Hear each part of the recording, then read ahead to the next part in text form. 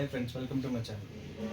ఈరోజు మనం మాట్లాడుకోపోయేది India versus Australia third one day analysis. ఇంకా మన రోహిత్ శర్మ, కోహ్లీ ఎట్లా ఆడిన దాని కోసం మాత్రం మాట్లాడుకుందాం. సో మనం సిరీస్ ఓడిపోయినా మనం అనుకున్నది అయితే లాస్ట్ వన్ డేలో మనకి రోహిత్ శర్మ, కోహ్లీ ఖచ్చితంగా తీర్చాలనుకోవాలి. ఎందుకంటే రోహిత్ శర్మ ఒక సెంచరీ అండ్ విరాట్ కోహ్లీ ఒక 78 runs. మనం ఒకవేళ ఈ మ్యాచ్ రోహిత్ శర్మ కానీ కోహ్లీ కానీ ఫెయిల్ అయితే మన మన మన ఇండియాలో ఎట్లా అంటే ఖచ్చితంగా వీళ్ళకి వరల్డ్ కప్ పనికి వస్తారా లేదా. 2027 వరల్డ్ కప్కి రోహిత్ శర్మకి ఆల్రెడీ 38 ఏజ్, విరాట్ కోహ్లీ 37. వీళ్ళు ఇప్పుడు వరల్డ్ కప్ ఆడడం అవసరం అని చాలా స్టేట్మెంట్లు వచ్చాయి. కానీ ఈ స్టేట్మెంట్లన్నీ వాళ్ళు ఈ స్టేట్మెంట్లన్నీ ఎవరి నోటి నుంచి రాకుండా వాళ్ళు మంచి కంబ్యాక్ ఇచ్చారనేది ఇన్నింగ్స్ కోసం మనం మాట్లాడుకోవచ్చు.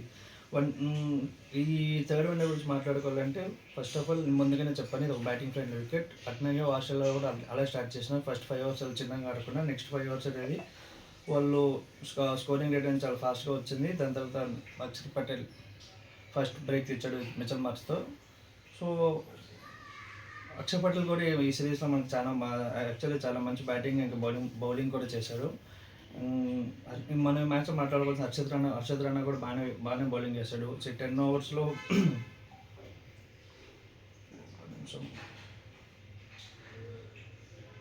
8.4 overs 39 runs ఇచ్చి 4 wickets. హర్షద్ రాణా కూడా ఈ మ్యాచ్ బాగానే బౌలింగ్ చేశాడు. ఇంకా నేను ముందుగానే చెప్పాను ఆస్ట్రేలియా మిడిల్ ఆర్డర్ అనేది అంతగా ఏం లేదు ఫస్ట్ ఆఫ్ ఆల్. అండ్ నేను అనుకున్నట్టే కుల్దీప్ యాదవ్ వాళ్ళు ప్లేయింగ్ లెవెన్కి వచ్చాడు. ప్రసాద్ కృష్ణ కూడా ప్లేయింగ్ లెవెన్లో ఉన్నాడు.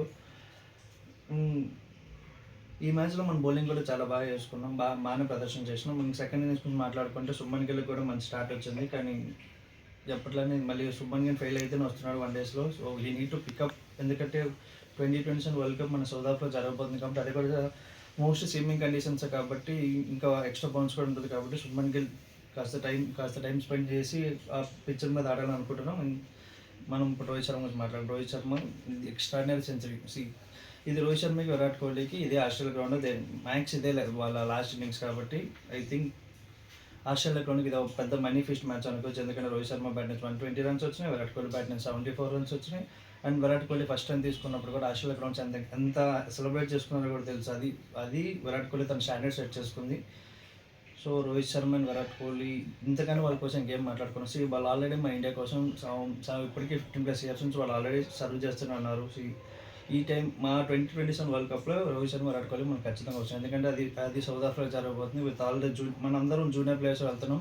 సో ఈ సౌత్ ఆఫ్రికాలో అంతగా ఆ కండిషన్స్లో పెద్దగా ఆడిన ప్లేయర్స్ ఎవరు లేరు. విరాట్ కోహ్లీ, రోహిత్ శర్మ కంటే అంతకంటే ఎక్స్పీరియన్స్ ఉన్న ప్లేయర్స్ మనకి ఇండియాలో కూడా ఎవరు లేరు ఇప్పుడు ఈ జనరేషన్కి.